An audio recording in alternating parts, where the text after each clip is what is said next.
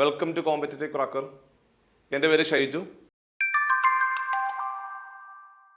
ഞാൻ ഇന്ന് നിങ്ങളുടെ മുമ്പിൽ വന്നിരിക്കുന്നത്, നമുക്കറിയാം നമ്മൾ 2025 നടന്നുപോയ നമ്മുടെ ഡിഗ്രി ലെവൽ പ്രിലിംസിൻ്റെ ആദ്യഘട്ട പരീക്ഷ എഴുതി അവസാനിപ്പിച്ചുകൊണ്ട് രണ്ടാം ഘട്ടത്തിൽ തയ്യാറെടുപ്പിന് വേണ്ടി ഇപ്പോൾ നടന്നുകൊണ്ടിരിക്കുന്ന ഉദ്യോഗാർത്ഥികളാണ്. അപ്പോൾ രണ്ടാം ഘട്ടത്തിലെ പ്രിപ്പറേഷനുമായിട്ട് ബന്ധപ്പെട്ടുകൊണ്ട് സ്വാഭാവികമായിട്ട് നമ്മൾ ആദ്യഘട്ട പരീക്ഷയിലെ ചോദ്യങ്ങൾ അനാലിസിസ് ചെയ്യാറുണ്ട്. അത്തരത്തിലെ നമ്മൾ മാത്സിൻ്റെ ആദ്യ ഭാഗം വളരെ ഭംഗിയായിട്ട് ഏകദേശം പകുതി ചോദ്യങ്ങൾ ക്ലാസ്സിൽ പരിചയപ്പെടുത്തി കഴിഞ്ഞു. ബാക്കിയുള്ള പകുതി ചോദ്യങ്ങളാണ് ഇന്നത്തെ ക്ലാസ്സിൽ കൃത്യമായിട്ട് പരിചയപ്പെടുത്താൻ പോകുന്നത്. അപ്പം പാർട്ട് 1 നിങ്ങൾ കാണണം. അതിനുശേഷം ഇന്നത്തെ ക്ലാസ് കൂടി കണ്ടു കഴിയുമ്പോൾ 2025 നമ്മൾ എഴുതി മാറിയ ഡിഗ്രി ലെവൽ പ്രിലിംസിന്റെ ആദ്യഘട്ട പരീക്ഷയുടെ മാത്സിന്റെ ചോദ്യങ്ങളൊക്കെ എങ്ങനെയാണ് ചെയ്യേണ്ടത് എന്നുള്ള കൃത്യമായ വസ്തുത നിങ്ങളിലേക്ക് എത്തും. അപ്പോൾ ആദ്യ ക്ലാസ്സിനകത്ത് നമ്മൾ പകുതി ചോദ്യങ്ങൾ കൃത്യമായിട്ട് ഡീറ്റെയിൽഡ് ആയിട്ടാണ് നമ്മൾ എക്സ്പ്ലെയിൻ ചെയ്ത് മാറിയത്. ഇന്ന് ബാക്കിയുള്ള ചോദ്യങ്ങളിലേക്ക് പോകാം. വളരെ പ്രധാനപ്പെട്ട നമ്മുടെ secretariat assistant, SI, excise inspector ഉൾപ്പെടെയുള്ള വളരെ പ്രധാനപ്പെട്ട പരീക്ഷകളാണ് ഈ 2025 നമ്മൾ എഴുതാൻ പോകുന്ന ഡിഗ്രി ലെവൽ പ്രിലിംസിൽ ഉൾപ്പെടുത്തിയത്. വരാൻ പോകുന്ന മറ്റു പരീക്ഷകൾ ഇനി നമ്മൾ നേരത്തെ ഒരു വീഡിയോയിൽ കൃത്യമായിട്ട് പറഞ്ഞിട്ടുണ്ടായിരുന്നു. 2025 ഇനി വരാൻ പോകുന്ന മാസങ്ങളിൽ, അതായത് ഒരു 3-4 മാസത്തിനുള്ളിൽ വരാൻ പോകുന്ന പ്രധാനപ്പെട്ട 6 നോട്ടിഫിക്കേഷനും ഇപ്പോൾ ലൈവായിട്ട് നിൽക്കുന്ന SBCID ഉൾപ്പെടെയുള്ള നോട്ടിഫിക്കേഷനെ കുറിച്ച് ഡീറ്റെയിൽഡ് വീഡിയോ നമ്മൾ ക്ലാസ്സിൽ പരിചയപ്പെടുത്തിയതാണ്. അപ്പൊ അതൊക്കെ നിങ്ങൾ കണ്ടു നോക്കണം. വരാൻ പോകുന്ന ഈ ഒരു പരീക്ഷയിലെ ആദ്യഘട്ട പരീക്ഷയിലെ മാർക്ക് കുറഞ്ഞ ഉദ്യോഗാർത്ഥികൾ തീർത്തും നിരാശപ്പെടാതെ അടുത്ത നമ്മുടെ പുതിയ ഡിഗ്രി ലെവൽ പ്രിലിംസിന്റെ പരീക്ഷയ്ക്ക് വേണ്ടി തയ്യാറെടുപ്പുകൾ തുടങ്ങുക എന്നുള്ളതാണ് ചെയ്യേണ്ടത്. കാരണം ഒരുപാട് പരാജയങ്ങൾ ഏറ്റുവാങ്ങിയിട്ടാണ് അവസാനം നമ്മൾ വിജയത്തിലേക്ക് എത്തുന്നത്. അല്ലാതെ നമ്മൾ കുറേ പഠിച്ചു, അയ്യോ ഈ ഒരു പരീക്ഷയ്ക്ക് എനിക്ക് ഭേദപ്പെട്ട മാർക്ക് സ്കോർ ചെയ്യാൻ പറ്റിയില്ല, ഞാൻ കുറേ നാളായിട്ട് പഠിക്കുന്നു പക്ഷേ എനിക്ക് ഭേദപ്പെട്ട മാർക്ക് സ്കോർ ചെയ്യാൻ പറ്റുന്നില്ല, അങ്ങനെ നിരാശപ്പെട്ടുകൊണ്ട് നിങ്ങൾ ഒരിക്കലും പിന്തിരിഞ്ഞു പോകേണ്ട ഒരു സാഹചര്യമല്ല മത്സര പരീക്ഷകൾക്ക് തയ്യാറെടുക്കുമ്പോൾ. മത്സര പരീക്ഷകൾക്ക് തയ്യാറെടുക്കുമ്പോൾ ഒരുപാട് പരാജയങ്ങളൊക്കെ നമ്മൾ ഏറ്റുവാങ്ങും. ആ പരാജയങ്ങളിൽ നിന്നൊക്കെ ഓരോ പാഠങ്ങൾ ഉൾക്കൊണ്ടുകൊണ്ട് അടുത്ത പരീക്ഷയ്ക്ക് ഇതിലും ശക്തിയായിട്ട് നിങ്ങൾ പ്രിപ്പയർ ചെയ്തുകൊണ്ട് മുമ്പോട്ട് പോകണം. പരാജയങ്ങൾ പോലും മാറി നിൽക്കും നിങ്ങളെ കാത്ത്. അവിടെ വിജയം തീർച്ചയായിട്ടും ഉണ്ടാകും. ഭംഗിയായിട്ട് വളരെ ആത്മവിശ്വാസത്തോടുകൂടി നിങ്ങൾ എന്ത് ചെയ്യണം? പ്രിപ്പയർ ചെയ്തുകൊണ്ട് മുമ്പോട്ട് പോകുക എന്നുള്ളതാണ് ചെയ്യേണ്ടത്. ഒരു പരാജയം ഏറ്റുവാങ്ങുമ്പോൾ ഒരിക്കലും നിരാശപ്പെടാതെ അതിൻ്റെ ഇരട്ടി ആവേശത്തില് അത് നമ്മൾ മുമ്പോട്ടുള്ള ചവിട്ടുപടിയായിട്ട് അംഗീകരിച്ചുകൊണ്ട് വളരെ ശക്തിയായിട്ട് നിങ്ങൾ എന്ത് ചെയ്യണം? അടുത്ത പരീക്ഷയ്ക്ക് വേണ്ടിയിട്ട് തയ്യാറെടുത്തുകൊണ്ട് മുമ്പോട്ട് പോവുക. ഓരോരുത്തർക്കും ഓരോന്ന് വിധിച്ചിട്ടുണ്ട്, തീർച്ചയായിട്ടും അത് എത്തിയിരിക്കും. അപ്പൊ അതുകൊണ്ട് ഭംഗിയായിട്ട് പ്രിപ്പയർ ചെയ്തുകൊണ്ട് മുമ്പോട്ട് പോവുക എന്നൊപ്പം അപ്പുറത്തേക്ക് നമ്മൾ വേറെ ഒരു കാര്യവും ചിന്തിക്കേണ്ട ആവശ്യമില്ല. അപ്പൊ നമുക്ക് ഇന്നത്തെ പരീക്ഷയിലെ ചോദിച്ചു പോയ ബാക്കിയുള്ള ചോദ്യങ്ങൾ പരിചയപ്പെടുത്താൻ പോവാണ്.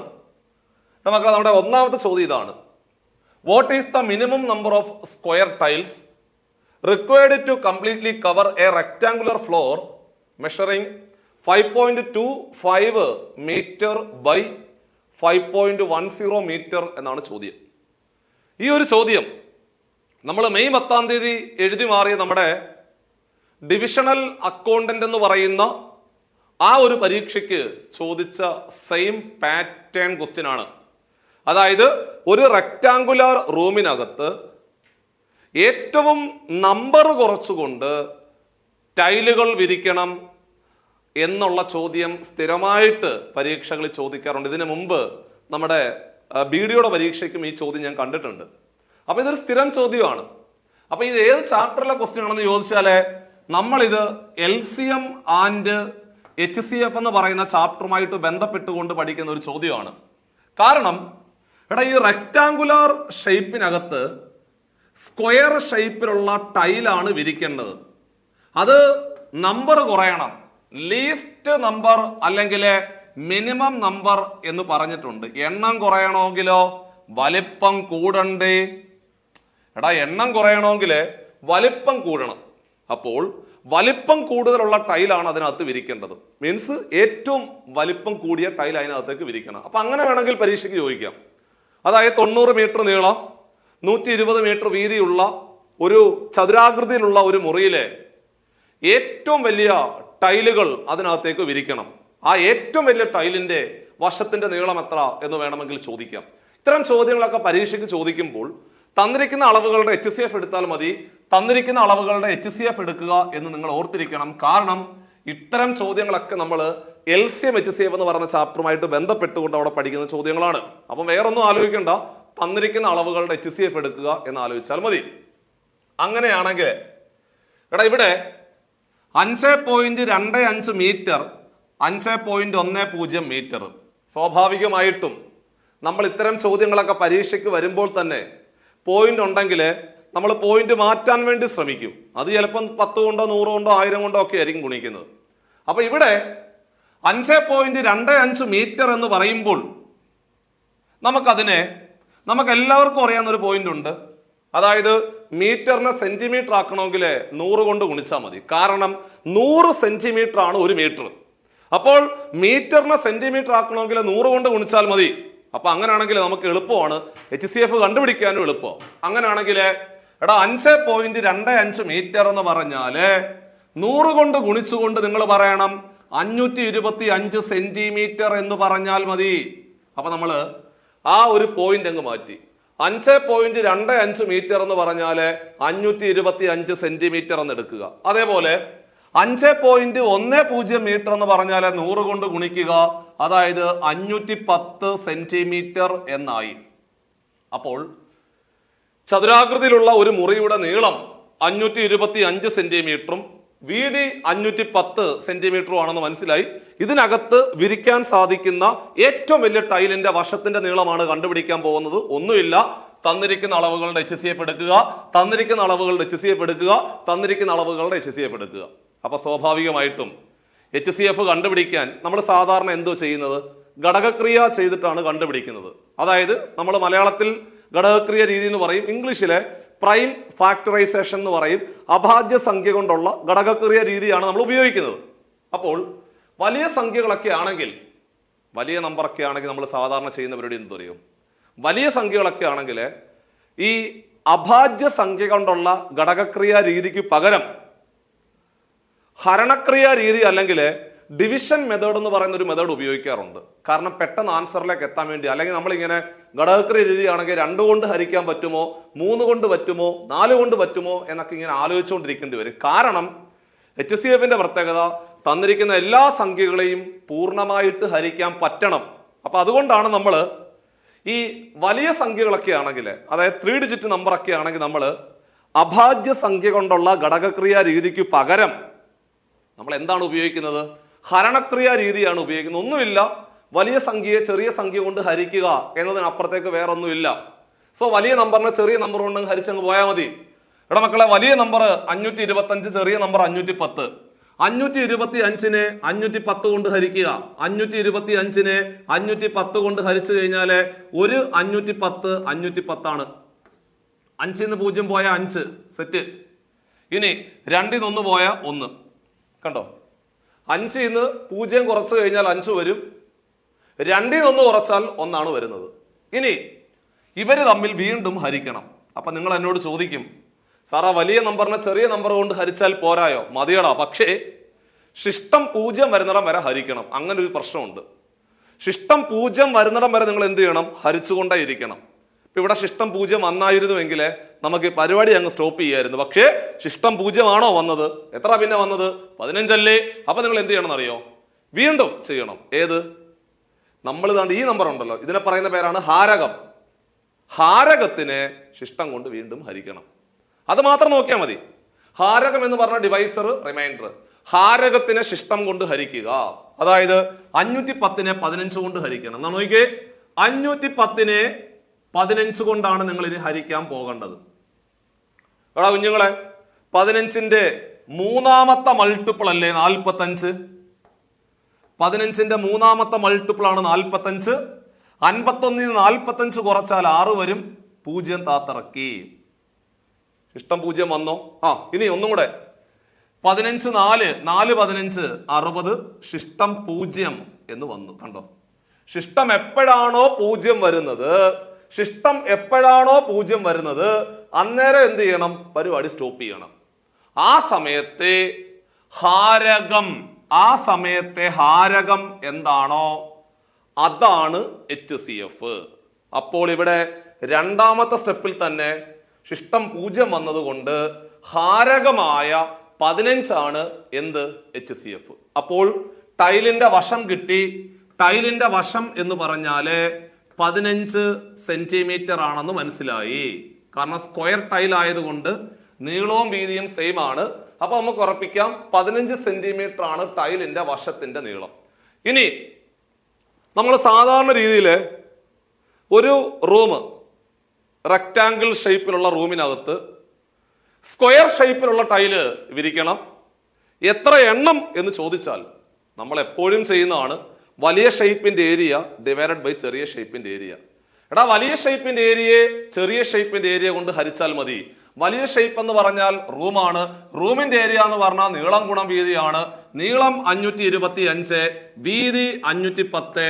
525നെ 510 കൊണ്ട് ഹരിച്ചു ഡിവൈഡഡ് ബൈ സ്ക്വയർ ഷേപ്പിന്റെ ഏരിയ എന്ന് പറഞ്ഞാല് സ്ക്വയർ ആണ്. സ്ക്വയറിന്റെ ഏരിയ കണ്ടുപിടിക്കാൻ സൈഡിന്റെ സ്ക്വയർ എടുക്കുക. 15ന്റെ സ്ക്വയർ എടുത്താൽ മതി. 15ന്റെ സ്ക്വയർ എന്ന് പറഞ്ഞാല് 15 × 15 അങ്ങ് ചെയ്താൽ മതി. ഇനി വെട്ടിക്കും. 525നെ 15 കൊണ്ട് ഹരിച്ച എത്ര വരും? സൈഡിലോട്ട് മാറ്റി ഹരിച്ചു നോക്കുക. അല്ലെങ്കിൽ 15ന്റെ മൂന്നാമത്തെ മൾട്ടിപ്പിൾ ആണ് 45. 45ന്റെ ബാക്കി 7. 7 75 മാറി. എടാ, 15 5 75, 15 5 75, 35 എന്ന് വരും. അല്ലെങ്കിൽ ചിന്തിക്കാൻ ബുദ്ധിമുട്ടാണെങ്കിൽ അങ്ങോട്ട് സൈഡിലോട്ട് മാറ്റിയിട്ട് 525നെ 15 കൊണ്ട് ഹരിച്ചു നോക്കിയാൽ മതി. ഇപ്പുറത്ത് 510നെ 15 കൊണ്ട് ഹരിച്ചാൽ 15 3 45. 45ന്റെ ബാക്കി 6 60 മാറി. 60 എന്ന് പറഞ്ഞാൽ 15 4 60 എന്ന് വരും. 35നെ 34 കൊണ്ട് ഗുണിച്ചാൽ ആൻസർ ആയി. 35നെ 34 കൊണ്ട് ഗുണിക്കുക. 35നെ 34 കൊണ്ട് ഗുണിച്ചു കഴിഞ്ഞാല് I4 20, ശിഷ്ടം 2. I3 15, 4 3 12. എടാ, 15ഉം 12ഉം കൂടെ കൂട്ടിയാൽ 27. 15ഉം 12ഉം കൂടെ കൂട്ടിയാൽ 27. 27ഉം 2ഉം 29, ശിഷ്ടം 2. 3 9, 9ഉം 2ഉം 11. 1190. ഓപ്ഷൻ എ ആയിരുന്നു റൈറ്റ് ആൻസർ. ഓർത്തു വെച്ചോ, പലതവണ ചോദിച്ച ചോദ്യമായതുകൊണ്ടാണ് വീണ്ടും വീണ്ടും പറയുന്നത്. ഒരു ചതുരാകൃതിയിലുള്ള ഒരു മുറിക്കകത്ത് ഏറ്റവും കുറഞ്ഞ ടൈലുകളുടെ വിരിക്കണം. എത്ര ടൈല് വിരിക്കണം എന്നൊരു ചോദ്യം നിങ്ങളുടെ മുമ്പിലേക്ക് വന്നു കഴിഞ്ഞാൽ ഇതാണ് ചോദ്യം. വൃത്തിയായിട്ട് ചെയ്തു പഠിക്കണം. ഒരുപാട് തവണ പരീക്ഷയ്ക്ക് ചോദിച്ചതായതുകൊണ്ടും അതേപോലെ മെയ് മാസം 10-ാം തീയതി നടന്നുപോയ നമ്മുടെ ഡിവിഷണൽ അക്കൗണ്ടന്റ് എന്ന് പറഞ്ഞ പ്രിലിംസിന്റെ പരീക്ഷയ്ക്കും ഈ ചോദ്യം അതുപോലെ തന്നെ ചോദിച്ചു. അപ്പൊ അതുകൊണ്ട് ഈ ഒരു ചോദ്യം വളരെ നിർണായകമാണ്. വൃത്തിയായിട്ട് ചെയ്തു പഠിക്കണം എന്ന് വീണ്ടും ഞാൻ ഓർമ്മപ്പെടുത്തുവാണ്. ഒരു റൂമിനകത്ത് വിരിക്കാൻ സാധിക്കുന്ന ഏറ്റവും വലിയ ടൈലിന്റെ വശത്തിന്റെ നീളം എത്ര എന്ന് ചോദിച്ചാലും തന്നിരിക്കുന്ന അളവുകളുടെ HCF എടുക്കുക എന്ന് വൃത്തിയായിട്ട് പഠിച്ചു വെച്ചോണം. ഇതായിരുന്നു ചോദിച്ച ഒരു ചോദ്യം. സോ പിടിച്ചോ, രണ്ടാമത്തെ question. The students of a class are made to stand equally in rows. If 3 students are extra in each row, there would be 1 row less. If 3 students are less in a row, there would be 2 more rows. Then the number of students in the class would be question mark. അതായത് നമ്മുടെ ക്ലാസ്സിലെ കുട്ടികളെ വരിയിലെ തുല്യമായിട്ടാണ് നിർത്തിവെച്ചിരിക്കുന്നത്. അതായത് ഈ വരിയില് 1 2 3 4 5. അപ്പൊ അടുത്ത വരിയിലും 1 2 3 4 5. അടുത്ത വരിയിലും 1 2 3 4 5. അടുത്ത വരിയിലും 1 2 3 4 5. ഇങ്ങനെ കുട്ടികളെ തുല്യ എണ്ണത്തില് ഓരോ വരിയിലും തുല്യ എണ്ണത്തിലാണ് അടുക്കി നിർത്തിയിരിക്കുന്നത്, അല്ലെങ്കിൽ നിരനിരയായിട്ട് നിർത്തി വെച്ചിരിക്കുന്നത്. എന്ന് പറഞ്ഞു കഴിഞ്ഞാല് എടാ ഒന്നാമത്തെ വരിയിലെ 7 കുട്ടിയാണെങ്കിൽ അടുത്ത വരിയിൽ 7, അതിനടുത്ത വരിയിൽ 7, അങ്ങനെ. ഇതാണ് ചോദ്യകർത്താവ് പറയുന്നത്. അപ്പൊ അങ്ങനെയാണെങ്കിൽ ഇതാണ് എക്സാമ്പിൾ. എത്ര കുട്ടി ഉണ്ടെന്ന് ചോദിച്ചു കഴിഞ്ഞാല് ഒരു വരിയിൽ 5 ആണെങ്കിൽ, എടാ ഒരു വരിയിൽ 5 കുട്ടികൾ ഉണ്ടെങ്കിൽ പിന്നെ 5, 10, 15, 20 എന്നെണ്ണണോ? വേണ്ട. അതായത് വരികളുടെ എണ്ണം എത്രയാണെന്ന് നോക്കണം. വരികളുടെ എണ്ണം എത്ര? 1, 2, 3, 4. വരികളുടെ എണ്ണം 4. ഒരു വരിയിൽ എത്ര കുട്ടിയുണ്ട്? ഒരു വരിയിൽ 5 കുട്ടി. അങ്ങനെയാണെങ്കിൽ അതിനെ ഗുണിച്ചു കഴിഞ്ഞാല് ആകെ കുട്ടികളുടെ എണ്ണം കിട്ടും. എങ്ങനെയാണെന്ന് മനസ്സിലായോ? അതായത് ഒന്നും കൂടെ പറഞ്ഞു തരാം. എത്ര വരി ഉണ്ടെന്ന് നോക്കുക. ആ വരികളുടെ എണ്ണത്തിന് ഒരു വരിയിൽ എത്ര കുട്ടിയുണ്ടോ അതുകൊണ്ട് ഗുണിച്ചു കഴിഞ്ഞാൽ എന്ത് കിട്ടും? ആകെ കുട്ടികളുടെ എണ്ണം കിട്ടും. ഒരു കുഴപ്പമില്ല. ഇത്ര മാത്രം ഓർത്തിരുന്നാൽ മതി. സോ അങ്ങനെയാണെങ്കിൽ ഇവിടെ ഇത് നിങ്ങളൊന്ന് നോട്ട് ചെയ്ത് വെക്കുക. അതായത് ആകെ കുട്ടികളുടെ എണ്ണം ഈസ് ഈക്വൽ ടു വരികളുടെ എണ്ണം ഇൻറ്റു ഓരോ വരിയിലുമുള്ള കുട്ടികളുടെ എണ്ണം എന്ന് ഓർത്തു വെക്കുക. ഇനിയാണ് ചോദ്യകർത്താവ് പറയുന്നത്, അതായത് ഓരോ റോയിലും നമ്മൾ ഈ കുട്ടികളുടെ എണ്ണം സെറ്റായിട്ട് ഇങ്ങനെ ഇരിക്കുവാണ്. ഇനി രണ്ടാമതൊരു കണ്ടീഷൻ പറയുവാണ്. അതേ കുട്ടികളുടെ എണ്ണത്തിൽ മാറ്റമൊന്നുമില്ല കേട്ടോ, മാറ്റമൊന്നുമില്ല. ഓരോ വരിയിലും if 3 students are extra in each row, ഓരോ വരിയിലും 3 കുട്ടികൾ വെച്ച് കൂടുതലുണ്ടെന്ന് കരുതുക. ഓരോ വരിയിലും 3 കുട്ടികൾ വെച്ച് കൂടുതലുണ്ടെങ്കിൽ ഒരു റോ അങ്ങ് കുറയും. എന്ന് പറഞ്ഞാലേ ഈ അവസാനം നിൽക്കുന്ന റോയിലെ പിള്ളേരെ എടുത്ത് 3 അങ്ങ് അടിക്കുന്നില്ലേ അതിന്റെ അർത്ഥം? അതാ അർത്ഥം.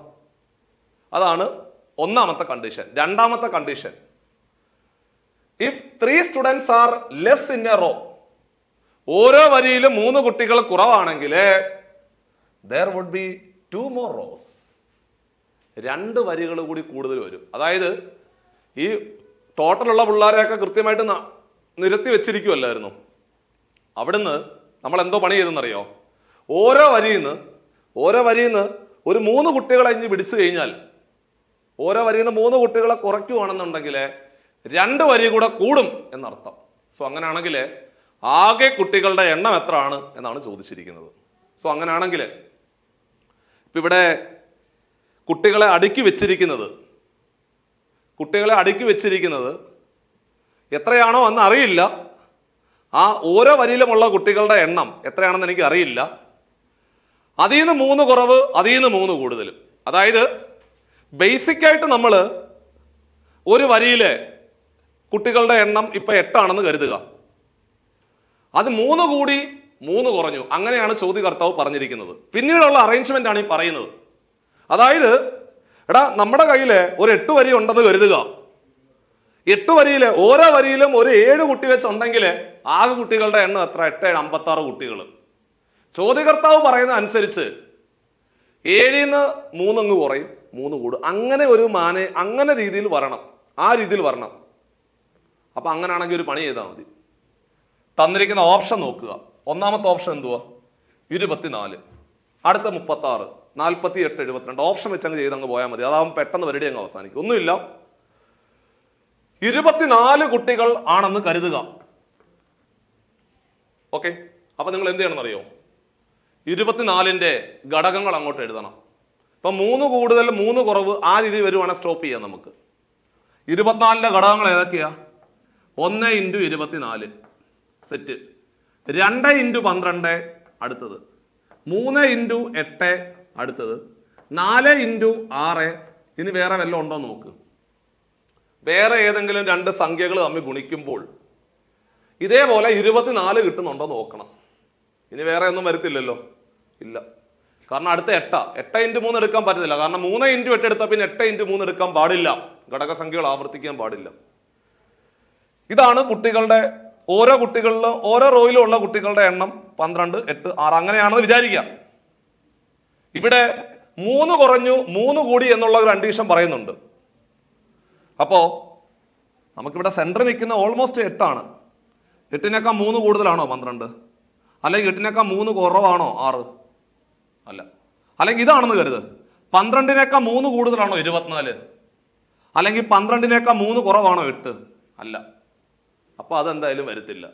മനസ്സിലായ സംഭവം? അതൊരിക്കലും വരത്തില്ല. കാരണം കുട്ടികളുടെ എണ്ണം 3 കുറഞ്ഞു 3 കൂടി എന്നുള്ള കണ്ടീഷൻ പറയുന്നുണ്ട്. അപ്പോൾ ഒരിക്കലും ഇതല്ല, കളയുക. അടുത്ത പിടി 36 എടുത്തു. നോക്കിക്കോണേ, 36ന്റെ ഘടകങ്ങൾ ഏതൊക്കെയാ? എടാ 1 × 36 ദാ പിടിച്ചോ, 2 × 18 അടുത്തത് പിടിച്ചോ, പിന്നെ 3 × 12 അടുത്തതാണ്, 4 × 9 അടുത്തത്, 6 × 6 അടുത്തത്. പിന്നെ ഒന്നും ഇല്ല. പിന്നെ വരുന്നത് 9 ആണ് വരുന്നത്. പക്ഷെ 9ന്റെ തിരിച്ച് നമ്മൾ എഴുതി വെച്ചിട്ടുണ്ട്. ഇവിടെ നിങ്ങൾ നോക്കിക്കേ, 3 കൂടുതൽ 3 കുറവ് വരുന്ന ഏതെങ്കിലും ഗ്രൂപ്പ് ഉണ്ടോ നോക്കാം. പിടിച്ചോളെ. 18നേക്കാൾ 3 കൂടുതൽ അല്ല, നടക്കത്തില്ല. 12നേക്കാൾ 3 കൂടുതൽ നടക്കത്തില്ല. 9നേക്കാൾ 3 കൂടുതലല്ലേ 12?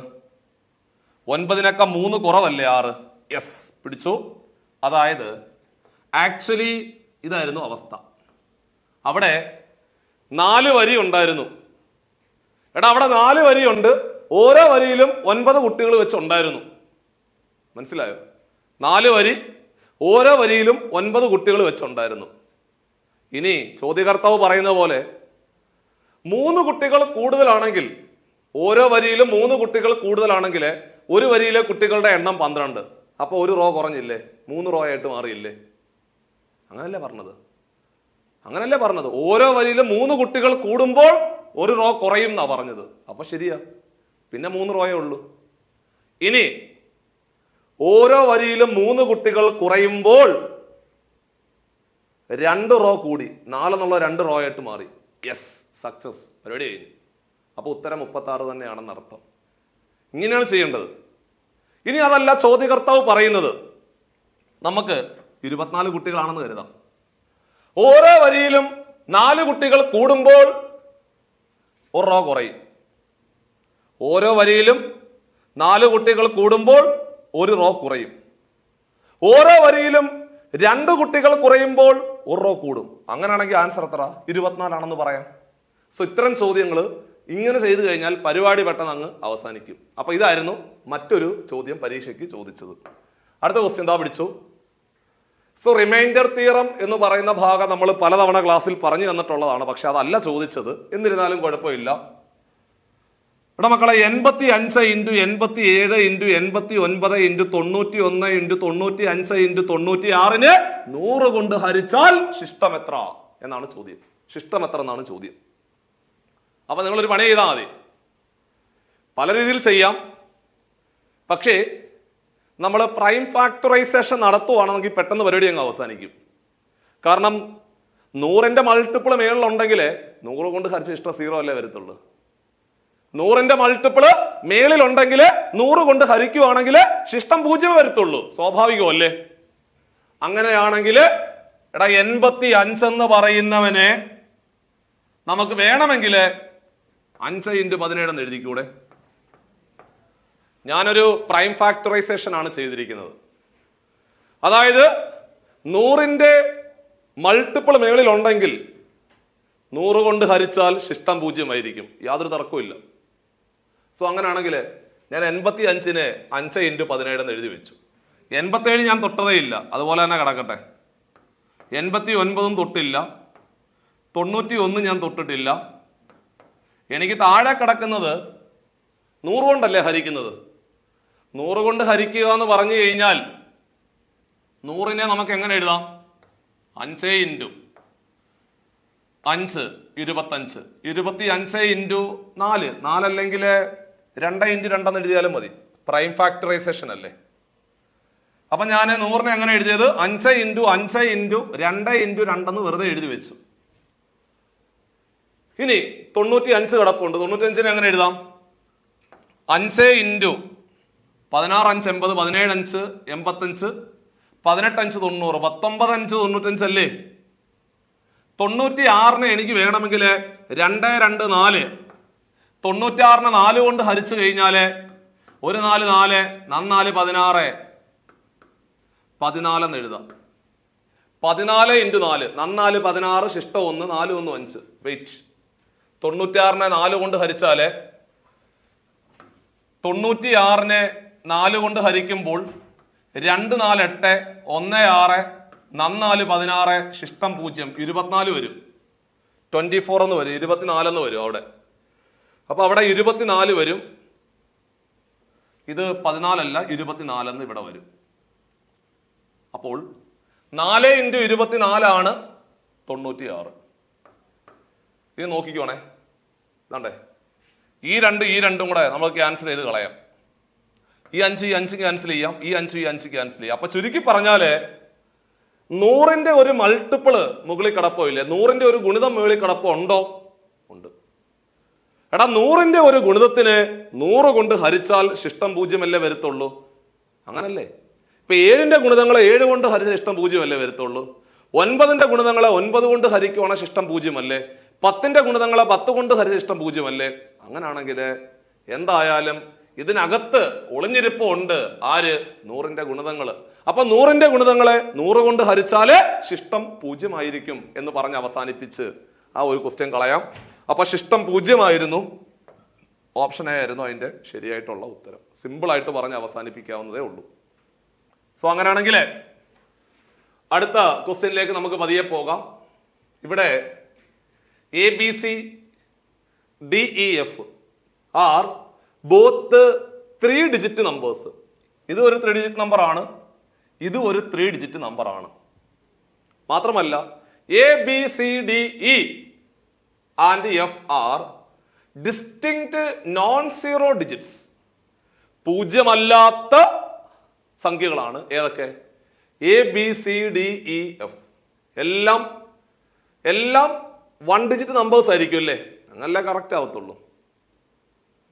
ഡിസ്റ്റിങ്ക്റ്റ് നോൺ സീറോ ഡിജിറ്റ്സ് എന്ന് പറയുമ്പോൾ എയുടെ വില 1 വരാം, വേണമെങ്കിൽ ബിയുടെ വില 2, 3, 4, 5 അല്ലെങ്കിൽ 5, 7, 6 അങ്ങനെ വരാം. പക്ഷെ ഡിസ്റ്റിങ്ക്റ്റ് ആയിരിക്കണം, വ്യത്യസ്തമായിരിക്കണം, റിപ്പീറ്റ് അടിക്കാൻ പാടില്ല, നോൺ സീറോ ആയിരിക്കണം, 0 വരാൻ പാടില്ല. ആൻഡ് ABCDEF കൂട്ടുമ്പോൾ 1111 കിട്ടുമെന്നാണ് പറയുന്നത്. അപ്പൊ സ്വാഭാവികമായിട്ടും എടാ ABCയും അതേപോലെ DEFും കൂടെ കൂട്ടുമ്പോൾ 1111 കിട്ടുമെന്ന് ചോദ്യകർത്താവ് പറയുന്നു അല്ലേ? ഇത് ചോദ്യകർത്താവ് പറഞ്ഞ പോയിന്റാ. ABCയും DEFും കൂടെ കൂട്ടുമ്പോൾ 1111 കിട്ടുമെന്ന് പറയുന്നു. നമ്മൾ എഴുതി വെച്ചു. സ്വാഭാവികമായിട്ടും എടാ കുഞ്ഞുങ്ങളെ സിയും എഫും കൂടെ കൂട്ടുമ്പോൾ അവിടെ 1 ആണ് ഒറ്റയുടെ സ്ഥാനത്ത് കിടക്കുന്നത്. അപ്പൊ നിങ്ങൾക്ക് വേണമെങ്കിൽ പറയാം, സാറേ സിയുടെ വില 8 വന്നിട്ട് എഫിന്റെ വില 3 വരാം. അപ്പൊ 8, 3, 11 വരാവടാ. അല്ലെങ്കിൽ സിയുടെ വില 2 വന്നിട്ട് എഫിന്റെ വില 9 വേണമെങ്കിൽ വരാം. അപ്പൊ 2, 9, 11 അങ്ങനെ വേണമെങ്കിലും വരാം. അപ്പൊ നിങ്ങളിൽ ചിലരെങ്കിലും പറയും, സാറേ സിയുടെ വില 0 വന്നിട്ട് എഫിന്റെ വില 1 വന്നൂടെ? പറ്റത്തില്ല. കാരണം നോൺ സീറോ ആയിരിക്കണം എല്ലാ ഡിജിറ്റ്സും. അങ്ങനെ നോൺ സീറോ ഡിജിറ്റ്സ് ആയിരിക്കണമെങ്കിൽ ഉറപ്പിക്കാം സിയും എഫും കൂടെ കൂട്ടുമ്പോൾ 11 വരാൻ പാടുള്ളൂ. അപ്പോൾ സിയും എഫും കൂടെ കൂട്ടുമ്പോൾ ഉറപ്പിക്കാം 11 തന്നെ വരത്തുള്ളൂ, വേറെ ഒന്നും വരത്തില്ല. ഇപ്പൊ 2, 9 കൂടെ കൂട്ടിയാൽ 11, 3, 8 കൂടെ കൂട്ടിയാൽ 11, 5, 6 കൂടെ കൂട്ടിയാൽ 11, അങ്ങനെ വരത്തുള്ളൂ. അപ്പോൾ നോക്കിക്കോണേ, അപ്പൊ ഈ 2 സംഖ്യകൾ കൂട്ടുമ്പോൾ 11 വരും. അപ്പൊ നമ്മൾ സാധാരണ 11ന് പകരം 1 മാത്രമേ താഴെ എഴുത്തുള്ളൂ. ബാക്കി ശിഷ്ടം 1 ഇപ്പുറത്തേക്ക് നമ്മൾ കൊണ്ടുവരും. ആണോ? വരും. ഇനി ബിയും ഇയും ഇതും കൂടെ കൂട്ടുമ്പോൾ എന്ത് വരണം? 1 വരണം. അപ്പൊ സ്വാഭാവികമായിട്ടും ഇവിടെ ഓൾറെഡി ശിഷ്ടം 1 കിടക്കുന്നത് കൊണ്ട് ബിയും ഇയും കൂടെ കൂട്ടുമ്പോൾ 10 വരണം. 10ന്റെ കൂടെ 1 കൂട്ടുമ്പോഴാണ് 11 വരേണ്ടത്. അപ്പൊ ഉറപ്പിക്കാം ബിയും ഇയും കൂടെ കൂട്ടുമ്പോൾ 10 വരാൻ പാടുള്ളൂ. എങ്കിലേ ഇത് രണ്ടും കൂടെ കൂട്ടുമ്പോൾ 10, 10, 1, 11, ശിഷ്ടം വീണ്ടും 1 ആയി. ഇനി 11 എന്ന് പറഞ്ഞ സംഖ്യയാണ് അവസാനമായിട്ട് കിടക്കുന്നത്, വേറെ ഒന്നുമില്ല. എയും ഡിയും കൂടെ കൂട്ടുമ്പോഴും ഇതും കൂടെ കൂട്ടുമ്പോൾ ഒറ്റയടിക്ക് 11 വരണം. അപ്പൊ ഉറപ്പിക്കാം എയും ഡിയും കൂടെ കൂട്ടുമ്പോൾ 10 വരണം. 10ന്റെ കൂടെ 1 കൂട്ടിയാൽ 11 സെറ്റ്. അപ്പോൾ എയും ഡിയും കൂടെ കൂട്ടിയാൽ 10 ആണ് വരേണ്ടതെന്ന് മനസ്സിലായി. എടാ ചോദ്യം ചോദിച്ചിരിക്കുന്നത് A plus B plus C plus D plus E plus എഫിന്റെ വില എത്ര എന്നാണ് ചോദ്യം. അതായത് നമുക്ക് ഇതെല്ലാം കൂടെ കൂട്ടിയെടുക്കുക എന്ന് പറഞ്ഞാൽ അതിന്റെ അർത്ഥം ഇതെല്ലാം കൂടെ കൂട്ടുക എന്ന് പറഞ്ഞാൽ സെയിം അല്ലേ? ഇതെല്ലാം കൂടെ കൂട്ടി എന്ത് വരും?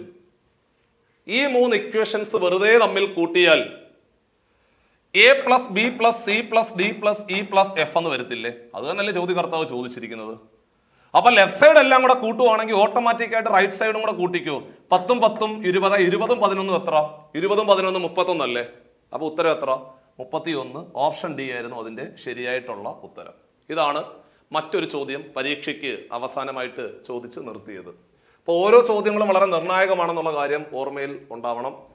അടുത്ത ക്വസ്റ്റ്യൻ ക്ലോക്കുമായിട്ട് ബന്ധപ്പെട്ട് വരുന്ന ചോദ്യമാണ്. ക്ലോക്ക് എന്ന് പറഞ്ഞ ചാപ്റ്റർ 2 ചോദ്യങ്ങൾ ചോദിച്ചു, പക്ഷെ കലണ്ടറിനകത്ത് ചോദ്യങ്ങൾ ചോദിച്ചില്ല. പക്ഷേ ക്ലോക്ക് എന്ന് പറഞ്ഞ ചാപ്റ്ററിലെ 2 ചോദ്യങ്ങളും നിങ്ങൾക്ക് ക്രാക്ക് ചെയ്യാൻ പറ്റുന്ന ക്വസ്റ്റ്യൻസ് ആയിരുന്നു. അപ്പൊ ഇവിടെ മൊത്തത്തിൽ നോക്കിയാൽ ഈ ഒരു ചോദ്യം അത്യാവശ്യം കാര്യങ്ങൾ അറിയാവുന്നവർക്ക് മാത്രമേ, അന്നേരത്തെ എക്സാം ഹാളിലെ നെർവസ് സിറ്റുവേഷനിൽ നിങ്ങൾ ചെയ്യുമോ എന്ന് എനിക്ക് അറിയില്ല, അതൊന്ന്. പിന്നെ ഈ ചോദ്യവും അതുപോലെ തന്നെ കുറച്ച് കാര്യങ്ങൾ അറിയാവുന്നവർക്ക് മാത്രമേ ചെയ്യാൻ പറ്റത്തുള്ളായിരുന്നു, അതൊന്ന്. പിന്നെ ഈ ഒരു ചോദ്യം, ഈ 3 ചോദ്യങ്ങൾ സ്വാഭാവികമായിട്ടും നമുക്ക് ഒരു ആശയക്കുഴപ്പം സൃഷ്ടിക്കാൻ സാധ്യതയുള്ള ചോദ്യമായിട്ടാണ് ഞാൻ വിലയിരുത്തുന്നത്. എൻ്റെ അഭിപ്രായമാണ്. മറ്റൊരു ക്വസ്റ്റ്യൻ ഇതാണ്, ഇതൊക്കെ എല്ലാവർക്കും കിട്ടുന്ന ക്വസ്റ്റ്യൻ ആണ്. An accurate clock shows 8 o'clock in the morning. രാവിലെ 8 മണിക്ക് ഒരു ക്ലോക്ക് കറക്റ്റ് ആയിട്ട് സമയം കാണിക്കുന്നു, വേറെ തെറ്റൊന്നുമില്ല. Through how many degrees will the hour hand rotate when the clock shows 2 o'clock in the afternoon. നോക്കിക്കോണേ, അതായത് ഇതാണ് നമ്മുടെ ക്ലോക്ക്, കണ്ടോ? ഇതാണ് നമ്മുടെ ക്ലോക്ക്. 1 2 4 5 7 8 10 11. ഒരു ക്ലോക്ക്. ഇവിടെ അവർ ഹാൻഡ് മാത്രം നിങ്ങൾ നോക്കിയാൽ മതി. അവർ ഹാൻഡ് എത്ര ഡിഗ്രി തിരിയും എന്നാണ് ചോദിച്ചത്. അപ്പൊ അവർ ഹാൻഡിന്റെ കാര്യം മാത്രം നിങ്ങൾ നോക്കിയാൽ മതി. തുടങ്ങുന്നത് 2 മണിക്കാണ് അല്ലെ? When the clock shows 2 o'clock. രാവിലെ 8 മണിക്ക് തുടങ്ങണം. രാവിലെ 8 മണിക്ക് ക്ലോക്കിലെ മണിക്കൂർ സൂചി എവിടെ ആയിരിക്കും? മണിക്കൂർ സൂചി മാത്രം പരിഗണിച്ചാൽ മതി. എടാ, രാവിലെ 8 മണിക്ക് ക്ലോക്കിലെ മണിക്കൂർ സൂചി കൃത്യം 8-ലായിരിക്കും. ആണോ? ആണ്. 2 മണിയാവുമ്പോ എവിടെ പോകുന്നത്? കറക്റ്റ് 2-ലെത്തും അല്ലെ? ഇവിടെ മിനിറ്റ് സൂചിക്ക് പ്രാധാന്യമില്ല. മിനിറ്റ് സൂചി 2 സമയത്തും 12-ൽ തന്നെയാണ്, പക്ഷെ അവിടെ പ്രസക്തിയില്ല. മണിക്കൂർ സൂചി എത്ര ഡിഗ്രി തിരിയും എന്നാണ് ചോദിച്ചത്. 8 മണിയാവുമ്പോൾ മണിക്കൂർ സൂചി കറക്റ്റ് 8-ലായിരിക്കും. 2 മണിയാവുമ്പോൾ കൃത്യം 2-ലായിരിക്കും. അങ്ങനെയാണെങ്കിൽ ഇത് എത്ര ഡിഗ്രി ആണെന്നാണ് ചോദിച്ചിരിക്കുന്നത്. എത്ര ഡിഗ്രിയാണ്? അതായത് 8 മണിയിൽ നിന്ന് 2 മണി വരെ എത്ര ഡിഗ്രി തിരിയും എന്നാണ് ചോദിച്ചിരിക്കുന്നത്. നമുക്കെല്ലാവർക്കും അറിയാവുന്ന ഒരു കാര്യമുണ്ട്, ഒരു ക്ലോക്കിലെ അടുത്തടുത്ത 2 സംഖ്യകൾക്കിടയിലെ കോണളവ് 30 ഡിഗ്രി ആയിരിക്കും എന്നുള്ള കാര്യം എല്ലാവർക്കും അറിയാവുന്നതാണ്. ഒരു ക്ലോക്കിലെ അടുത്തടുത്ത 2 സംഖ്യകൾക്കിടയിലെ കോണളവ് 30 ഡിഗ്രി ആയിരിക്കും. അങ്ങനെയാണെങ്കിൽ എടാ 8-9 ഒരു ഗ്യാപ്പ്, 9-10 രണ്ടാമത്തെ ഗ്യാപ്പ്, 10-11, 11-12, 12-1, 1-2. ഒരു ഗ്യാപ്പ് എന്ന് പറഞ്ഞാൽ 30 ഡിഗ്രിയാ. ഒരു ഗ്യാപ്പ് എന്ന് പറഞ്ഞാൽ 30 ഡിഗ്രിയാ. അതായത് ഒരു ക്ലോക്കിലെ അടുത്തടുത്ത 2 സംഖ്യകൾക്കിടയിലെ കോണളവ് 30 ഡിഗ്രി എന്ന് പറഞ്ഞാല് അതിന്റെ അർത്ഥം ഒരു ക്ലോക്കിലെ അടുത്തടുത്ത 2 സംഖ്യകൾക്കിടയിലെ ഗ്യാപ്പ് 30 ഡിഗ്രി ആണെന്നാണ് അതിന്റെ അർത്ഥം. അപ്പൊ എത്ര ഗ്യാപ്പ് വന്നിട്ടുണ്ട്? 1 2 3 4 5 6. 6 ഗ്യാപ്പ്. ഒരു ഗ്യാപ്പ് എന്ന് പറഞ്ഞാൽ 30 ഡിഗ്രിയാ. അപ്പൊ 6 ഗ്യാപ്പ് എന്ന് പറഞ്ഞാൽ 30 × 6 എത്ര? 180. 180 180. ഓപ്ഷൻ ഡി ആയിരുന്നു അതിന്റെ ശരിയായിട്ടുള്ള ഉത്തരം. ഈ ഒരു ക്വസ്റ്റ്യൻ സ്വാഭാവികമായിട്ടും എല്ലാവർക്കും കിട്ടിയിട്ടുണ്ടാകും എന്ന് തന്നെ ഞാൻ വിശ്വസിക്കുകയാണ്. ക്ലോക്കുമായിട്ട് ബന്ധപ്പെട്ടുകൊണ്ട് സ്ഥിരമായിട്ട് പരീക്ഷയ്ക്ക് ചോദിക്കുന്ന അടുത്ത ചോദ്യം ദാ പിടിച്ചു. ഇതൊരു സ്ഥിരം ചോദ്യമായതുകൊണ്ട് സാധാരണ എക്സാം ഹാളിൽ പോകുന്നതിന് മുമ്പേ നമ്മൾ എളുപ്പ വഴി കൃത്യമായിട്ട് പറഞ്ഞു കൊടുത്തുകൊണ്ടാണ് നമ്മൾ എക്സാം ഹാളിൽ പറഞ്ഞു വിടുന്നത്. ഒന്നുമില്ല, 8 seconds for a clock to strike 5. 5 മണി അടിക്കാൻ എത്ര സെക്കൻഡ് എടുത്തു? 5 മണി അടിക്കാൻ 8 സെക്കൻഡ് എടുത്തു.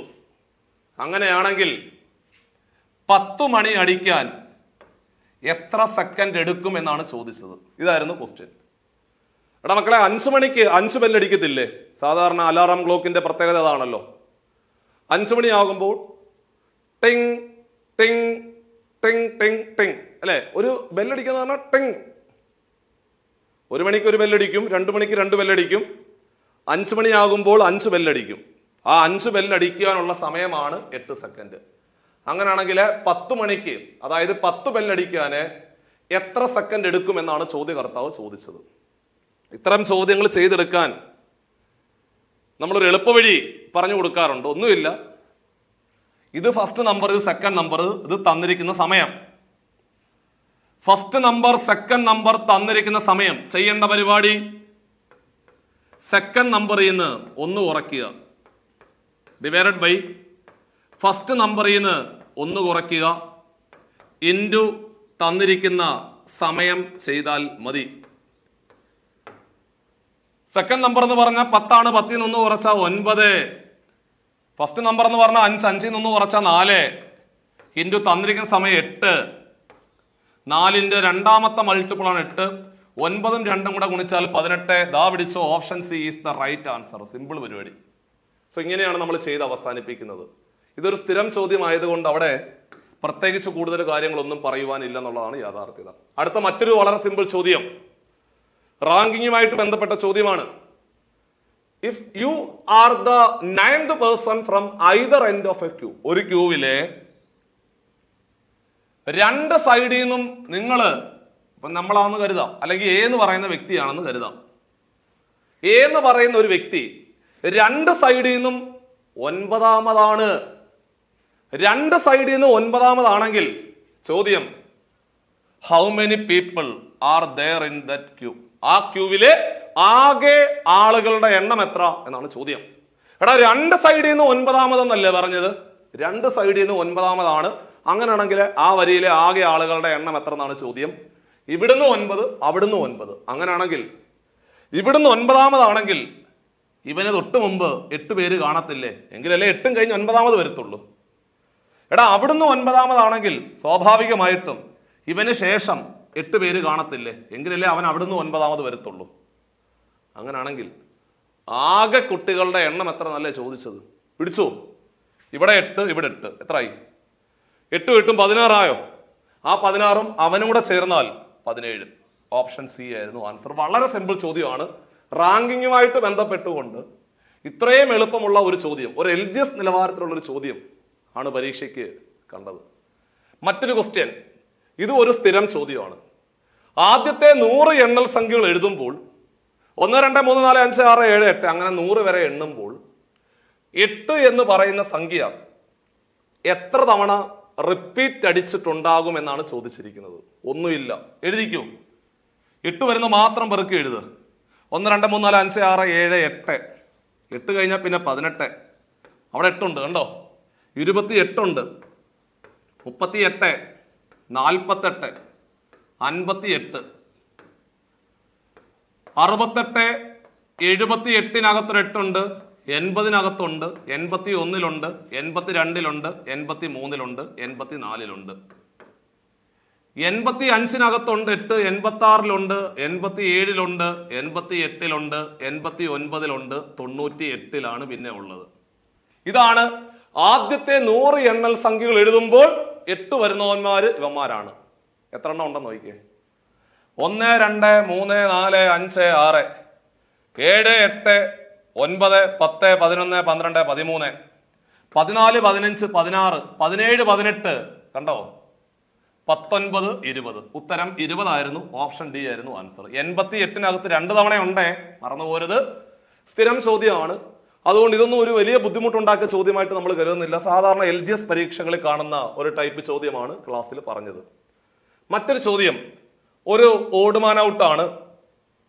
സാധാരണ നമ്മളെ കുഴപ്പിക്കാറുള്ള ഓഡ് മാൻ ഔട്ട് തരുന്നതിന് പകരം ഈ ചോദ്യമൊക്കെ കണ്ട ആൾക്കാർ പെട്ടെന്ന് അടിച്ചിട്ടുണ്ടാവും സ്വാഭാവികമായിട്ടും. അതായത് നമ്മൾ സാധാരണ ഇങ്ങനെയൊക്കെയുള്ള സംഖ്യകൾ തരുമ്പോൾ അഭാജ്യ സംഖ്യകളാണോ എന്നൊക്കെ നമ്മൾ നോക്കാറുണ്ട്. അത്തരത്തിലുള്ള ഒരു അറ്റംപ്റ്റ് നടത്തിയാൽ ഫെയിലുർ ആണ്. കാരണം ഇവിടെ നമുക്ക് എല്ലാ സംഖ്യകളും ആ ഒരു രീതിയിലേക്ക് നമുക്ക് ഒന്ന് ഗ്രൂപ്പ് ചെയ്യാൻ പറ്റത്തില്ല. പിന്നെ നമ്മൾ ചെയ്യുന്ന പരിപാടി എന്ന് പറഞ്ഞു കഴിഞ്ഞാൽ വലിയ സംഖ്യകളായതുകൊണ്ട് അക്കങ്ങളുടെ തുക എടുത്ത് നോക്കാറുണ്ട്, അല്ലേ? അക്കങ്ങളുടെ തുക എടുക്കാറുണ്ട്. 5 3 8 2 10.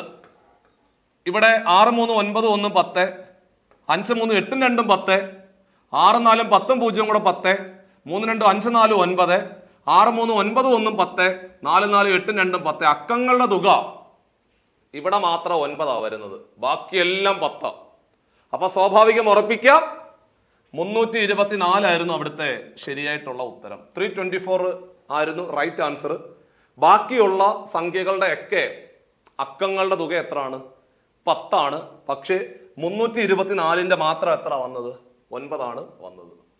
അടുത്ത മറ്റൊരു പ്രധാനപ്പെട്ട ചോദ്യം ദാ പിടിച്ചു. ചോദ്യം ഇതായിരുന്നു, 1/4 ഓഫ് എ ടാങ്ക്, ഒരു ടാങ്കിന്റെ 4/1 ഭാഗം 135 ലിറ്റർ വെള്ളം കൊള്ളുന്നു എന്നാണ് പറയുന്നത്. അപ്പോൾ 4/1 ഭാഗം എന്ന് പറഞ്ഞാല് എത്ര വെള്ളം? 135 ആണ്. കണ്ടോ, 135 ലിറ്റർ ആണ്. അങ്ങനെയാണെങ്കിൽ what part of the tank is full if it contains 180 litre of water? എടാ, 180 ലിറ്റർ വെള്ളമാണെങ്കിൽ ആ ടാങ്കിന്റെ എത്ര ഭാഗമാണ് കവർ ആയതെന്നാണ് ചോദ്യം. 135 ആണെങ്കിൽ 1/4. എടാ, 135 ആണെങ്കിൽ 1/4. ചോദ്യം 180 ആണെങ്കിൽ എത്ര? 180 ആണെങ്കിൽ എത്ര? സിമ്പിൾ ക്വസ്റ്റ്യൻ അല്ലേ ഇത്? 135 ആണെങ്കിൽ 1/4, 180 ആണെങ്കിൽ എത്ര? ക്രോസ് ചെയ്താ പോരെ. 135 ആണെങ്കിൽ 1/4, 180 ആണെങ്കിൽ എത്ര എന്നാണ് ചോദിച്ചത്. ക്രോസ് ചെയ്താൽ മതി. ക്രോസ് ചെയ്യാൻ എളുപ്പവഴി ഒന്നും വേണ്ട. കാരണം ഭിന്നസംഖ്യ ഉള്ളത് കൊണ്ട് നമ്മൾ എളുപ്പവഴി പ്രയോഗിക്കേണ്ടത്. ഡയറക്റ്റ് ആയിട്ട് അങ്ങ് മൾട്ടിപ്ലൈ ചെയ്താൽ മതി. x into 135 is equal to 1/4 into 180 എന്ന് വരും. ഇനി 135ഉം 180ഉം കൂടെ 5 കൊണ്ട് വെട്ടാം. കാരണം രണ്ടുപേരും 5ന്റെ മൾട്ടിപ്പിളാ. 5ന്റെ രണ്ടാമത്തെ മൾട്ടിപ്പിൾ ആണ് 10. 10ന്റെ ബാക്കി 3 35. 35 എന്ന് പറയുമ്പോൾ 5ന്റെ ഏഴാമത്തെ മൾട്ടിപ്പിൾ ആണ് 35, 27 വരും. അവിടെ അതുപോലെ പിടിച്ച് 180നെ 5 കൊണ്ട് ഹരിക്കടാ. 3 5 15. 15ന്റെ ബാക്കി 3, 30 മാറി. 30 എന്ന് പറഞ്ഞാല് 6 5 30. 6 5 30. കണ്ടോ, 4 36 വെട്ടിയാൽ 4ന്റെ 9ാമത്തെ മൾട്ടിപ്പിൾ ആണ് 36. അതേപോലെ 9ന്റെ 3ാമത്തെ മൾട്ടിപ്പിൾ ആണ് 27. 3നെ എടുത്ത് തൂക്കിയെടുത്ത് അപ്പുറത്ത് കളെ. 3 അപ്പുറത്തേക്ക് പോയാൽ 1/3 എന്ന് വരും. 1/3 എവിടെ കിടക്കുന്ന നോക്കാം ഓപ്ഷനകത്ത്. എവിടാ? Option B. സിമ്പിൾ. ഇതൊക്കെ ഒരു സിമ്പിൾ ചോദ്യമാണ്. ഒരു LD നിലവാരത്തിലുള്ള ചോദ്യമായിട്ട് തന്നെ ഇതിനെ പരിഗണിച്ചാൽ മതി. അത്രേ ഉള്ളൂ. ഇത് പെട്ടെന്ന് കിട്ടുന്ന ഒരു ചോദ്യമായിരുന്നു. സോ ഇതായിരുന്നു നമ്മുടെ ക്വസ്റ്റ്യൻ പേപ്പറിനകത്ത് ഏറ്റവും അവസാനം കണ്ട ചോദ്യം. അടുത്തത് സംഖ്യ ഏത് എന്നാണ് ചോദിച്ചത്. നോക്കിയോണേ, 1 6 13 24 41. അതായത് ഒരു ഗ്രാജുവൽ വർധനവാണ് അല്ലേ? അപ്പൊ സ്വാഭാവികമായിട്ടും ഒരു അഡീഷൻ സീരീസ് ആണെന്നുള്ള കാര്യം ഉറപ്പല്ലേ? 1 6 ആകണമെങ്കിൽ 5 കൂട്ടിയാൽ മതി. 6 13 ആകണമെങ്കിൽ എത്ര കൂട്ടണം? 7 കൂട്ടണം അല്ലേ? 7 കൂട്ടിയാൽ മതി. 13 24 ആകണമെങ്കിൽ എന്ത് ചെയ്യണം? 13ന്റെ കൂടെ എത്ര കൂട്ടണം? അല്ലെങ്കിൽ 24 13 കുറച്ചാലും മതി. 11 അല്ലേ? 13ഉം 11ഉം കൂടെ കൂട്ടിയാൽ 24 വരും. സെറ്റ്. 24 41 ആകണമെങ്കിൽ എന്ത് ചെയ്യണം? 24ന്റെ കൂടെ എത്ര കൂട്ടുമ്പോഴാണ് 41 കിട്ടുന്നത്? അല്ലെങ്കിൽ 41ന്ന് 24 കുറച്ചാലും മതി, നിങ്ങളുടെ ഇഷ്ടം. 11ന്ന് 4 പോയി കഴിഞ്ഞാൽ 7 വരും. 3ന്ന് 2 പോയാൽ 1, 17 എന്ന് വരും. 17 എന്ന് വരും. അപ്പോൾ 24ന്റെ കൂടെ 17 കൂട്ടുമ്പോഴാണ് 41 കിട്ടുന്നതെന്ന് മനസ്സിലായി. 5 കൂട്ടി, 7 കൂട്ടി, 11 കൂട്ടി, 17 കൂട്ടി. നമുക്കൊരു ബന്ധം പെട്ടെന്ന് മനസ്സിലാക്കാൻ പറ്റുന്നില്ല. അപ്പൊ നമ്മൾ നോക്കാം. 5ന്റെ കൂടെ 2 കൂട്ടുമ്പോഴാണ് 7 കിട്ടുന്നത്. 7ന്റെ കൂടെ 4 കൂട്ടുമ്പോഴാണ് 11 കിട്ടുന്നത്. 11ന്റെ കൂടെ 6 കൂട്ടുമ്പോഴാണ് 17 കിട്ടുന്നത്. അപ്പൊ സ്വാഭാവികമായിട്ടും 2 കൂട്ടി, 4 കൂട്ടി, 6 കൂട്ടിയെങ്കിൽ അടുത്തത് 8 കൂട്ടണം. 17ന്റെ കൂടെ 8 കൂട്ടിയാൽ 25. ഒരു കണക്ഷൻ സീരീസാണ്. അങ്ങനെയാണെങ്കിൽ 41ന്റെ കൂടെ 25 കൂട്ടിക്കോ. എടാ കുഞ്ഞുങ്ങളെ, 41ന്റെ കൂടെ 25 കൂട്ടിയാൽ എത്ര വരും? 5 1 6, 4 2 6, 66 വരും നമ്മളുടെ ഉത്തരം. കണ്ടോ, ഇത്ര ഉള്ളായിരുന്നു പരിപാടി. സോ ഇങ്ങനെയുള്ള ചോദ്യങ്ങളാണ് നമ്മുടെ പരീക്ഷയുടെ ക്വസ്റ്റ്യൻ പേപ്പറിനകത്ത് കണ്ടത്. അങ്ങനെ 2 ഭാഗങ്ങളായിട്ട് നമ്മൾ 20 ചോദ്യങ്ങളും കൃത്യമായിട്ട് ക്ലാസ്സിലെ പരിചയപ്പെടുത്തി അവസാനിപ്പിച്ചു കഴിഞ്ഞിരിക്കുകയാണ്. നമ്മൾ ഈ ഒരു ഡിഗ്രി ലെവൽ പ്രിലിംസിന്റെ പരീക്ഷയുടെ നോട്ടിഫിക്കേഷൻ വന്ന് എക്സാമിനേഷൻ ഡേറ്റ് വന്നതിന് ശേഷമാണ് നമ്മൾ ഉദ്യോഗാർത്ഥികൾക്കിടയിൽ നിന്നുള്ള അഭിപ്രായത്തിന്റെ ആ ഒരു അഭിപ്രായം പരിഗണിച്ചുകൊണ്ട് നമ്മൾ ചുരുങ്ങിയ കാലയളവിനുള്ളിൽ ഏറ്റവും പ്രധാനപ്പെട്ട കാര്യങ്ങൾ മാത്രം പഠിപ്പിക്കുക എന്നുള്ള വലിയൊരു മിഷന്റെ ഭാഗമായിട്ടാണ് നമ്മൾ മിറാക്കിൾ എന്ന് പറയുന്ന വലിയൊരു ദൗത്യം നമ്മൾ ഏറ്റെടുക്കുന്നത്. ആ ഒരു ദൗത്യത്തിലേക്ക് നമ്മൾ പോകുമ്പോൾ തന്നെ പരമാവധി ഉദ്യോഗാർത്ഥികളെ ഈ പറയുന്ന പ്രിലിംസിന്റെ പരീക്ഷയുടെ കട്ട് ഓഫ് ക്ലിയർ ചെയ്യിക്കുക എന്നുള്ള വലിയൊരു ദൗത്യമായിരുന്നു ഞങ്ങളുടെ മുമ്പിലുള്ളത്. അത് ഏറെക്കുറെ സാധ്യമായിരിക്കുന്നു എന്നുള്ളതാണ് യാഥാർത്ഥ്യത. ഏറ്റവും പ്രധാനപ്പെട്ട ഭാഗങ്ങളെ മാത്സ്, ഇംഗ്ലീഷ്, മലയാളത്തിന് വലിയ പ്രാധാന്യം കൊടുത്തുകൊണ്ടാണ് നമ്മൾ ഈ ഒരു മിഷൻ അവിടെ അവസാനിപ്പിച്ചത്. 2ാം ഘട്ടം പരീക്ഷ എഴുതുന്ന ഉദ്യോഗാർത്ഥികൾക്ക് വേണ്ടിയിട്ട് നമ്മൾ വീണ്ടും ആ മിഷൻ എന്ത് ചെയ്യാൻ പോവാണ്? റീസ്റ്റാർട്ട് ചെയ്യാൻ പോവാ. എന്ത് പേരിലെ? മിറാക്കിൾ 2.0. വലിയ അത്ഭുതങ്ങൾ സൃഷ്ടിക്കാൻ സാധ്യതയുള്ള 2ാമത്തെ നമ്മുടെ മിറാക്കിൾ ബാച്ചിലേക്ക് 2ാം ഘട്ടം പരീക്ഷ എഴുതുന്ന ഉദ്യോഗാർത്ഥികൾക്ക് അഡ്മിഷൻ എടുക്കാവുന്നതാണ്. കൃത്യമായിട്ട് ആ ലിമിറ്റഡ് സമയത്തിനുള്ളിൽ പരമാവധി 2021 മുതൽ 24 വരെയുള്ള ചോദ്യങ്ങളുടെ പാറ്റേൺ മനസ്സിലാക്കി, അതേപോലെ ഇപ്പം കഴിഞ്ഞു പോയ ഡിവിഷണൽ അക്കൗണ്ടന്റ്, അതേപോലെ തന്നെ നമ്മുടെ ഈ ഒരു പരീക്ഷയുടെ ക്വസ്റ്റ്യൻ പേപ്പറിന്റെ ഒക്കെ പാറ്റേൺ മനസ്സിലാക്കി ഏറ്റവും പ്രധാനപ്പെട്ട ഭാഗങ്ങൾക്ക് വലിയ പ്രാധാന്യം കൊടുത്തുകൊണ്ടാണ് നമ്മൾ ഈ ഒരു ബാച്ച് വീണ്ടും സ്റ്റാർട്ട് ചെയ്യാൻ പോകുന്നത്. എല്ലാവർക്കും ഈ ഒരു ബാച്ചിലേക്ക് അഡ്മിഷൻ എടുത്തുകൊണ്ട് 2ാം ഘട്ട പരീക്ഷയിലെ നിങ്ങൾ കട്ട് ഓഫ് ക്ലിയർ ചെയ്യാനുള്ള മുഴുവൻ കാര്യങ്ങൾ നിങ്ങൾക്ക് ഇവിടുന്ന് കിട്ടുന്നതാണ്. ലൈവ് ക്ലാസ്സുകൾ, റെക്കോർഡ് ക്ലാസ്സുകൾ ഉൾപ്പെടെയുള്ള ഒരു കംപ്ലീറ്റ് റിവിഷൻ പാക്കായിട്ട് നിങ്ങൾക്ക് ഇതിനെ പ്രയോജനപ്പെടുത്തി എടുക്കാവുന്നതാണ്.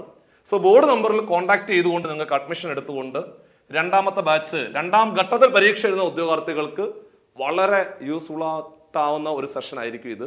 അപ്പൊ നമ്മുടെ ഇന്നത്തെ ക്ലാസ് ഇവിടെ അവസാനിപ്പിക്കുമ്പോൾ 2 ഘട്ടങ്ങൾ അല്ലെങ്കിൽ 2 പാർട്ടായിട്ട് നമ്മൾ ഈ ഒരു മാത്സിന്റെ ക്ലാസ് ഇവിടെ അവസാനിപ്പിച്ചിരിക്കുകയാണ്. എൻ്റെ വാക്കുകൾ കൃത്യമായിട്ട് കേട്ടുകൊണ്ട് നോട്ട് എഴുതി വൃത്തിയായിട്ട് പോയിട്ടുണ്ടാവും എന്ന് ഞാൻ വിശ്വസിക്കുന്നു. അപ്പോൾ അടുത്ത ഒരു വീഡിയോയിൽ നമുക്ക് പുതിയൊരു ഭാഗവുമായിട്ട് വീണ്ടും കാണാം. ഓരോ പരാജയങ്ങളും വിജയത്തിലേക്കുള്ള ചവിട്ടുപടികളായിട്ട് അംഗീകരിച്ചുകൊണ്ട് വേണം മുമ്പോട്ട് പോകുവാൻ. അതുകൊണ്ട് എല്ലാ പരാജയങ്ങളും നിങ്ങൾ തീർച്ചയായിട്ടും പോസിറ്റീവായിട്ട് എടുത്തുകൊണ്ട് ശക്തിയോടുകൂടി വീണ്ടും ആ ഒരു മിഷനിലേക്ക് നിങ്ങൾ അടിച്ചങ്ങോട്ട് കയറുക. തീർച്ചയായിട്ടും 2025 വലിയ മാറ്റങ്ങൾ ഉണ്ടാകട്ടെ എന്ന് ആത്മാർത്ഥമായിട്ട് പ്രാർത്ഥിച്ചുകൊണ്ട് 2ാം ഘട്ടം പരീക്ഷ എഴുതുന്ന ഉദ്യോഗാർത്ഥികൾക്കെല്ലാം വിജയാശംസകൾ നേരുന്നു. അടുത്തൊരു വീഡിയോയിൽ വീണ്ടും കാണാം. ബൈ.